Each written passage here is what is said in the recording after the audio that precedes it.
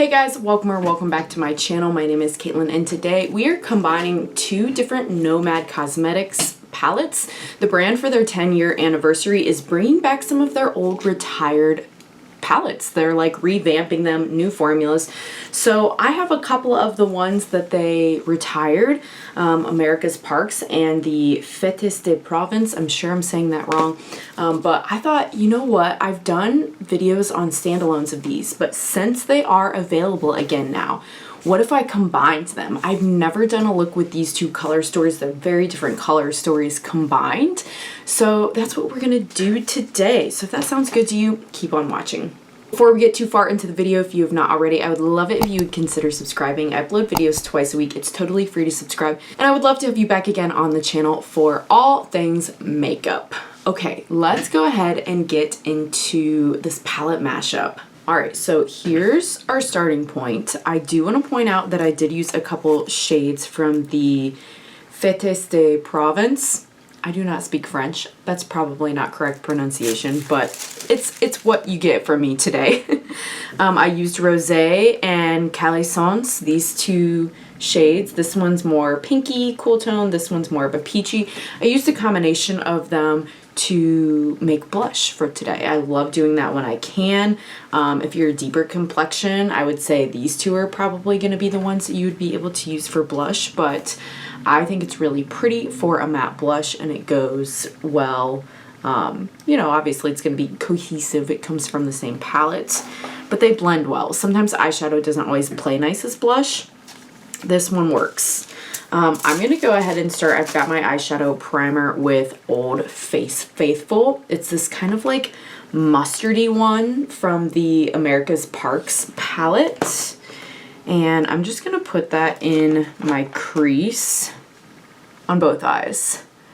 I'm really excited to do this because these are two palettes I never would have thought to put together on my own, honestly. And I always track what palettes I use throughout the months, you know, for my monthly eyeshadow palette rankings. And I haven't used either of these palettes at all in 2025. So I'm happy to bring them out. That is not to say that they're bad, right? Or, you know, if you're considering getting them like, oh, you're not using them. Is there a reason for that? Not really. It's just simply I have too many palettes. Like I have, ooh, there's a floof floater here, sorry. I have over 300 palettes. So I just can't simply rotate amongst all of them. Something gets left out. That's just the nature of having that many, unfortunately, and why I've tried to reel it back a little bit so that I can try to use more of what I actually have. But I had good experiences with both of these, and I'll leave linked the videos that I've already made on my channel of looks with these palettes like separately, like as a standalone. Now I don't have the Berlin, but that was for kind of a reason, okay? So let me explain here as I put, ooh, what am I gonna do? I have to decide here. Marche de Provence, this one, this like deeper kind of purple matte. I'm gonna use that in the outer corner. The color story is not why I didn't get it. So like obviously that's the same or at least similar as before, but the Berlin Underground had a lot of satins, like they weren't true mattes. And I feel like brands have more so like gotten out of the satins. There's nothing wrong with the satin per se. I don't mind them, but they're definitely not my favorite to work with. And so I was like, okay, there's way more satins I feel like than anything else in this one. I can probably do without it. It's one of the only Nomad palettes that I've passed up on. There have been a couple over the years, but it's rare. It's rare. And I do like the satins in the Nomad Tokyo, but I think that's because they're more like lighter pastel shades to begin with, that I don't mind that they're satin. But that was kind of my primary reason for passing it up. And now knowing that they have updated the formula, these two are not the updated formula, by the way, that I'm using. I got them when they first came out.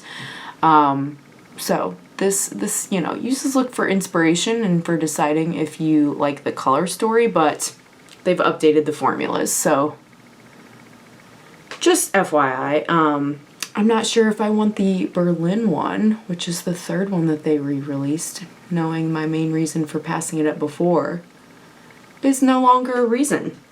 And especially knowing that for the first 2 weeks, 3 weeks, I forget what their Instagram post said, they will be honoring the original price that the palettes were, which I believe was $39 at the time. I don't think any of their palettes cost that now. I think most of them are at least $45 at the cheapest, if not more, just because of the formula upgrades and, you know, inflation and all of the things. So yeah, let me know your thoughts about that with the Berlin Underground. I love to know. So now I've got my mattes down.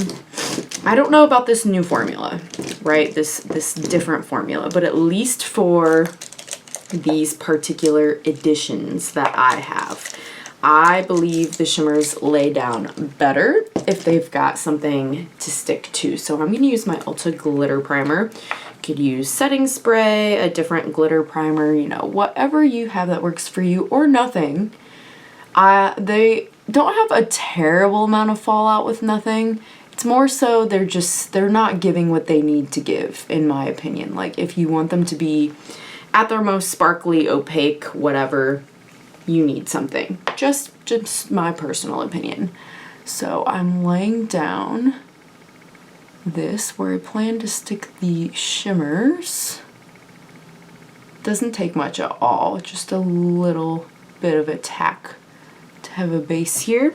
And I'm gonna go back into this one, and I'm gonna use Savon de Marseille, maybe. This one, the purple shimmer.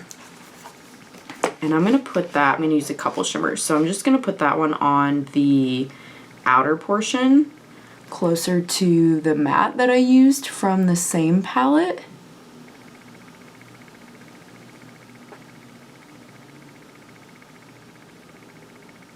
A little something like that. And then I'm going to go into the narrows, I think is what this says. This kind of like coppery shimmer on this one, but it's got a lot of different, I don't know, like shimmer specks in it. Like the base is a coppery bronzy color, but it's got like gold reflect in it that I think is going to look cool. Kind of meshed in here with the purple. So I'm just putting that in the front half, and I'm kind of trying to mesh a little bit in the middle here. Not like blend and get it muddy, but you know, just make it look like it's not a harsh divide where one starts and the other finishes here. I'm going to go back to the first brush too, just to make sure there's not a harsh line between the shimmers and that Old Faithful first shade that I put in the crease. And I think that I'm going to put this Champs de Levant, this purple, like lavender one, underneath the eye, just to like tie in a little bit of the purple tones, but it's pretty light, pretty pastel, right? It's not going to be anything heavy under the eye. Yeah, I like that a lot. And then to finish it, I'll stick with this one and use Haute Alps, because I think between the two palettes, that's probably the deepest shade to use as a shadow liner. I think the deepest one in the America's Parks is a brown. I actually think it might be fun to mix in the liner there a little bit of South Run, this kind of deeper purple, since we have more of a purple vibe going on, just against the lash line. And I'm kind of just like smoking out that near black shade with the purple.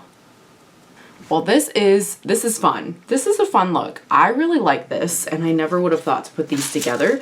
I am going to curl my lashes, put on mascara, something for a lip, and I'll be back to show you the final look. And here's the final look. Like I said, I just added mascara, and then I added from Odin's Eye their Glow Lip Gloss in shade Breath of Fire. This is their Mighty Monster collab with Annette.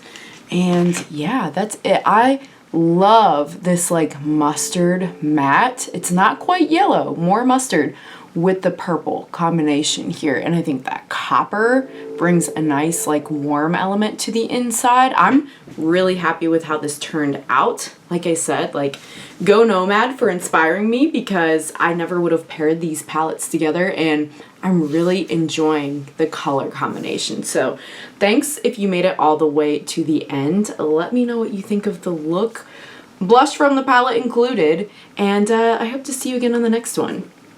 Bye!